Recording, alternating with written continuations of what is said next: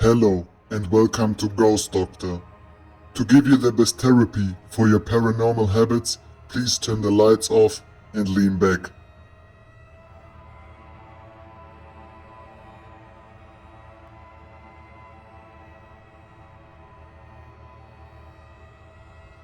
I've never lived in a haunted house, but my mother did as a teen.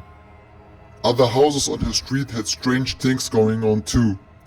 A few homes away from her lived a family. One night the daughter went to bed with bad headache. The next day she was dead. She'd passed away from aneurysm. After her funeral, the family went away to get their minds off the tragedy, and the father asked my uncle, my mom's brother, to check on their pets. My mom and dad went with him. My mother had heard there was a grand piano, and she wanted to play it. My dad was studying to be a veterinarian. After entering the house, my uncle and my father headed to the basement to see the animals, and my mother went to see the piano on ground floor. She was playing it when she felt something brush her ankles. She thought a cat must have left the basement and walked past her. She kept playing, and then she felt it again. She looked under the piano and saw nothing. When she started again, she felt hands clasp her legs tightly. She dashed to the basement door, called my uncle and father, and waited for them. Back outside, my uncle could tell my mom was rattled and asked what was wrong. She told him what had happened, and he turned white. He told her the daughter who had died used to play game with her father. When he played the piano, she'd crawl underneath, grab his ankles, and push his feet up and down to the pedals.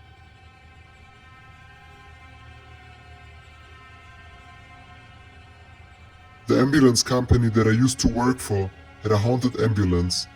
A lot of EMTs had stories about it, but I never put much stock in paranormal stuff. That is until I had my own experience with Rig 12. My partner and I were working a rural community at 3 a.m. and it was pitch dark and completely quiet. We were both dozing. I was in the driver's seat and she was in the passenger seat. I woke up to a muffled voice, but I thought my partner was talking. I told her I was trying to sleep and closed my eyes. I distinctly heard a male voice say, "Oh my God, am I dying?" followed by a few seconds of heavy breathing. My partner and I sat up straight and looked back into the patient's compartment, where it sounded like the voice had come from. Things were quiet for a couple of seconds. Then we heard the click of an oxygen bottle, regulator, and a hiss, as if it was leaking. I turned on the lights and we ran out of the rig. I thought a transition might have climbed in while we were asleep, so we opened the rear doors. No one was there. I checked the oxygen bottles, neither was open. We didn't sleep much after that.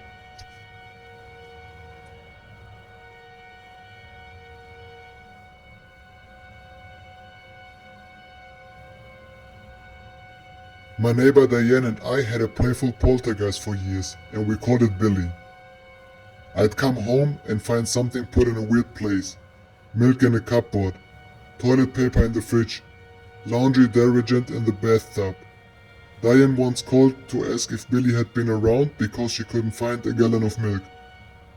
We finally found it outside on her back steps. And sugar. Darn sugar.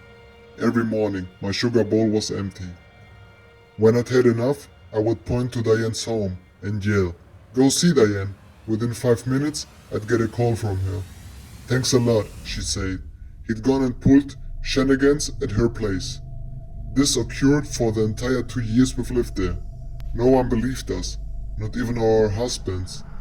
My mother thought someone was stealing from us when we were sleeping or out of the house.